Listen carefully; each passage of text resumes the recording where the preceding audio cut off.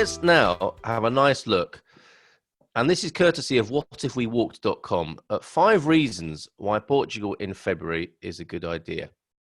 And I'd never seen these people before, but I love the idea that they're promoting here, a unique slow travel blog. So I think they're walking where possible.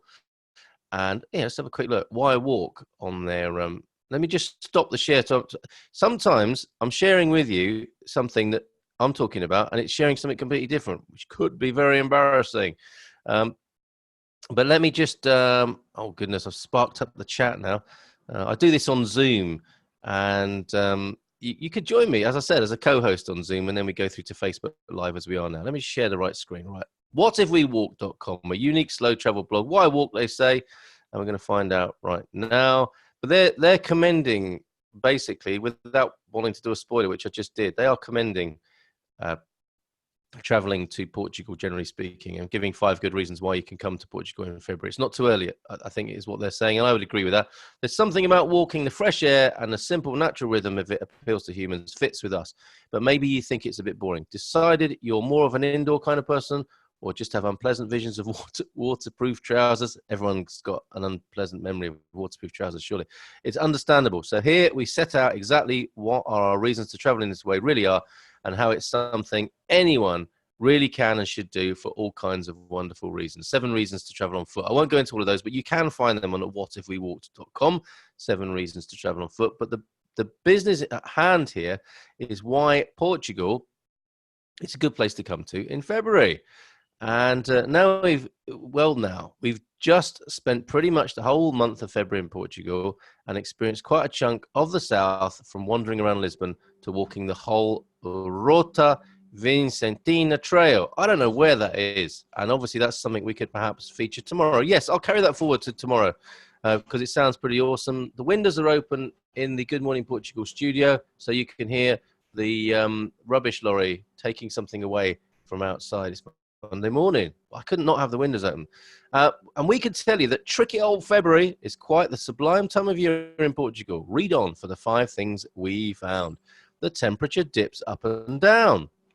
When we first stepped out to explore Lisbon, we were both a bit surprised by how cold the narrow streets could be. The temperature varied a lot. Sometimes it was 11, others 20. Yes, that variation is quite incredible.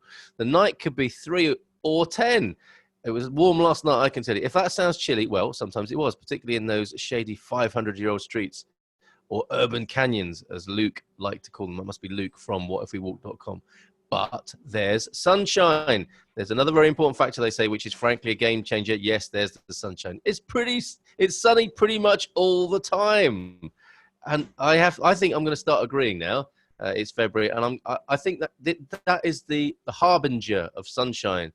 The 1st of February. To us, the big draw of Portugal in February, clear, deep blue skies all day long. It's sunscreen and glasses as well as coats. Oh, hell, we had to pack it all. So there you go. First thing, the sunshine. The quiet. We found there were other reasons to be in Portugal in February too. Even though we're visiting Lisbon, Alentejo and the Algarve, some of the most popular areas in Portugal, for us, they were quiet, undisturbed places, perfect for exploring at our own pace. Yes, get here before all the tourists do. And oh yes, still completely fall in love beautiful at this time of year, like always. Yeah, like I showed you the other day, the blossom is out in the Algarve. The almond blossom, the magnolias blooming, camellia bushes, the trees are all coming back to life. It is a good time. 3rd reason from these guys at whatifwewalk.com, it's open and cheap. We didn't really need to book ahead anywhere. And most campsites, cafes, restaurants, and all that were open. Can't even explain how much less stressful that makes everything. It's true, isn't it? When you're traveling in summer and you leave the booking of the place you're going to that evening. I do that. And it is stressful. It's a stress you create for yourself, like most stress, but it's one you can do without. And it sounds like in February, look at that lovely picture. It's one you can do without, and in February, you're spared that, it would seem. Local life goes on. Is this reason number 4?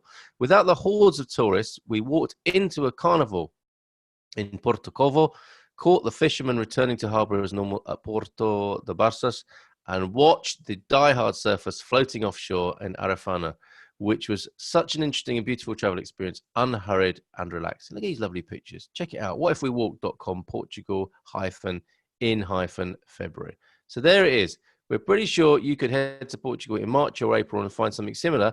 But if you just can't wait until then, like us, and you're looking for somewhere in Europe, we'd say Portugal in February is a pretty good bet. Isn't that lovely? Thank you very much, whatifwewalked.com, and your assessment of this wonderful country in this, as it's turning out to be a wonderful month. Right, let me just drink a little bit more tea. You're listening to the Good Morning Portugal radio show. I need a jingle that says that so that I can sip my tea.